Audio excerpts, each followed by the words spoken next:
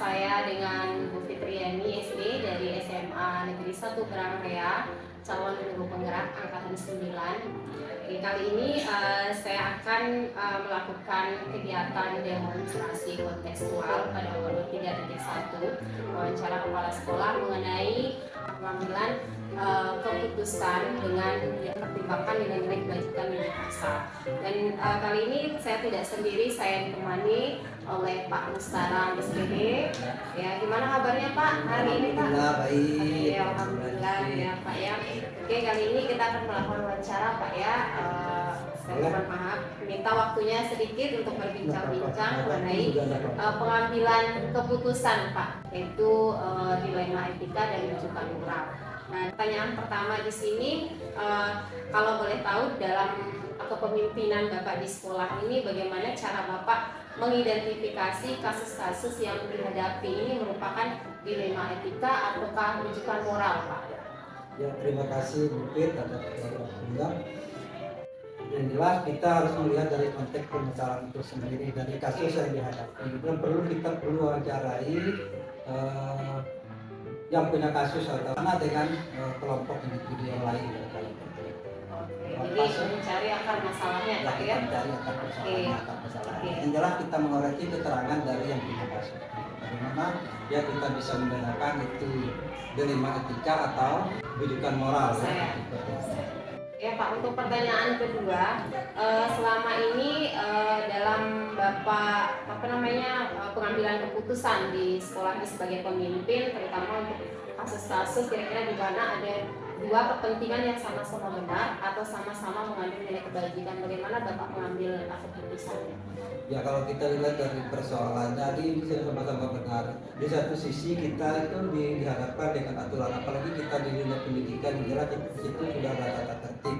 Kemudian di satu sisi bagaimana supaya anak ini kita bisa selamatkan dari individunya sendiri, bagaimana psikologi anak itu tidak terganggu dengan keputusan yang kita ambil.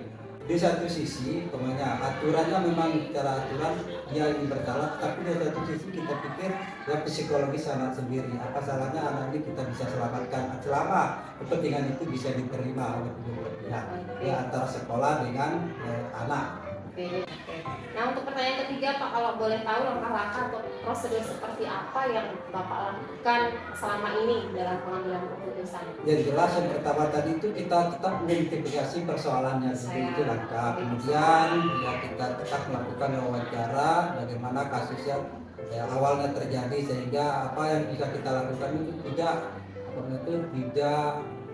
membuat anak ini frustasi nantinya. Oke. Yang untuk pertanyaan keempat ini Pak, apa saja yang selama ini Bapak anggap efektif dalam pengambilan keputusan pada kasus-kasus dilema etika?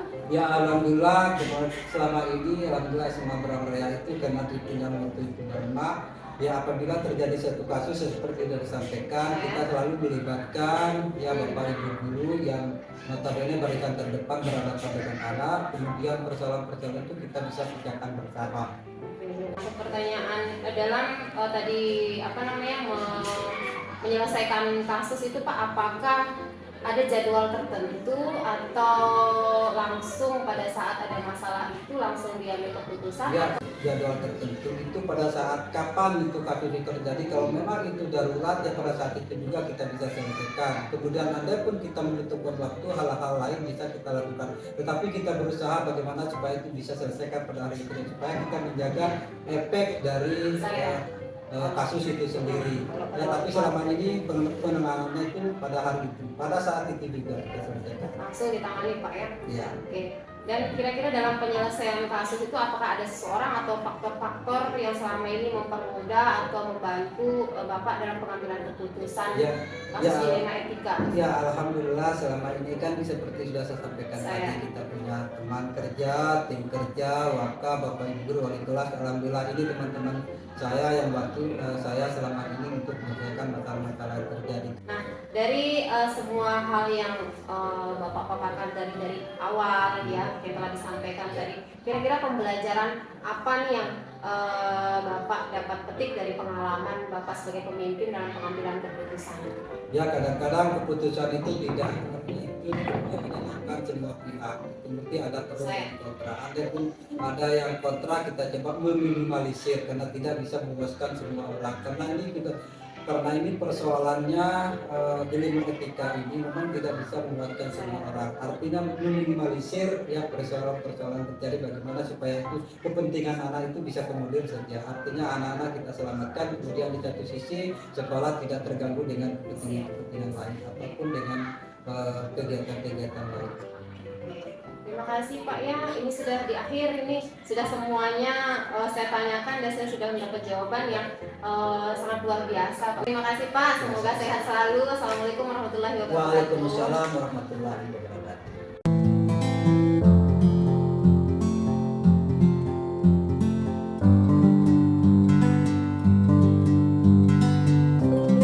Assalamualaikum Ibu. Waalaikumsalam warahmatullahi Mohon maaf Ibu ya untuk menyita waktunya sebentar kita berbincang-bincang di sini tentang pengambilan keputusan seorang pemimpin yang berdasarkan pendidikan universal. Saya sendiri Fitriani dari SMA 1 Brangrea. Oke, kita mulai ya. Nah, di sini dari apa yang biasanya dilakukan dalam dalam menangani kasus-kasus, dan bagaimana cara Ibu kira-kira ya dalam mengidentifikasi kasus-kasus yang dihadapi ini merupakan dilema etika atau rujukan moral. Gitu. Kalau kasus yang tadi itu paling banyak kasus di sini tuh anak-anak yang dilema anak-anak yang tidak mau sekolah itu aja ya. Karena apa? Karena saya punya murid yang mayoritas dari seberang sana, dari Kokermaja, dari Lambere, itu paling banyak dari situ. Kasus tidak mau sekolahnya, kasus telatnya, kasus datang sekolah tidak seragamnya, kasus berkelahinya. Itu bisa jadi anak-anak ini punya punya emosional yang tinggi karena jauh Bu, disentil sedikit sama temannya sudah panas, sudah mau berkelahi seperti itu.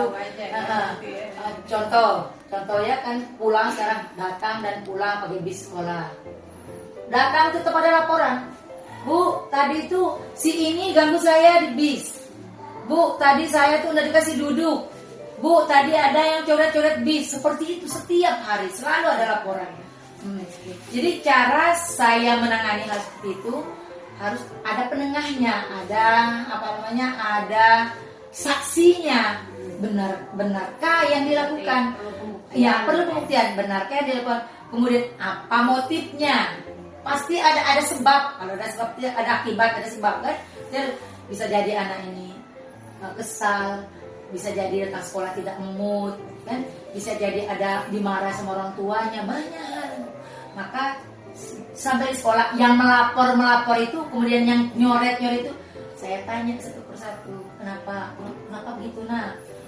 Tadi Bu saya udah dikasih belanja, itu dari dikasih belanja sama mama datang sekolah. Salah satu seperti itu. Ada juga yang tadi saya diganggu, kemudian saya kesal, maka begini. Nah, untuk mengambil jalan tengah seperti ini, contoh, kami kasih uang belanja Bu anak-anak. Betul-betul kita santuni anak-anak, kita rangkul anak-anak itu. Jangan sampai anak-anak ini gara-gara enggak belanja nanti enggak sekolah. Besok enggak ada belanja enggak sekolah.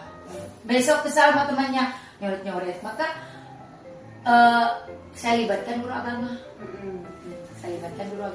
Memberi pengertian budi pekerti, bagaimana bersikap dengan baik, bagaimana kalau di tempat umum, bagaimana dengan teman, bagaimana, maka saya libatkan guru agama.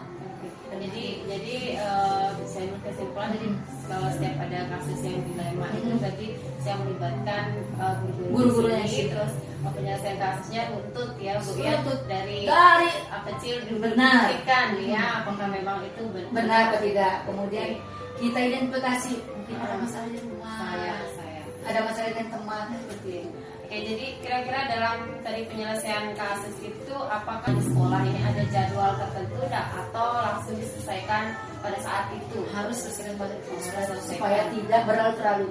Tapi kalau ada dilema diselesaikan ada kasus langsung diselesaikan ya, dan melibatkan semua wali kelasnya, guru agamanya. Di sini berarti ada orang atau faktor-faktor yang dilibatkan untuk mempermudah pengambilan keputusan itu. Kira-kira siapa Ibu yang sering misalkan dilibatkan di sini dalam pengambilan keputusan? Wali kelasnya. Wali kelas tentunya bantuan Ya. dari guru. Kalau kasus ini kami anggap berat, baru orang tuanya akan panggil. Kira-kira dari semua yang ada dilema dan rujukan moral yang terjadi di sekolah ini, kira-kira apa ya pembelajaran yang dapat Ibu ambil sebagai kepala sekolah di sini dalam melakukan pengambilan keputusan? Dengan adanya kasus seperti ini, Bu Pi, Ya. jadi kami bisa mengetahui karakter masing-masing anak itu. Jadi kalau anak seperti ini, maka perlakuannya seperti ini. Kalau anaknya seperti ini, maka perlakuannya seperti ini. Itu pelajaran yang bisa kami ambil. Jadi kami bisa mengetahui, bisa mengidentifikasi karakter. Mengetahui ya apa Iya. kebutuhannya yang kurang gitu, karena dia misalkan melakukan hal-hal yang tadi mungkin dari Mungkin rumah iya. ya ada seperti itu ya. Oke Ibu, ternyata kita sudah di akhir Ibu ya. Iya. Oke Ibu, so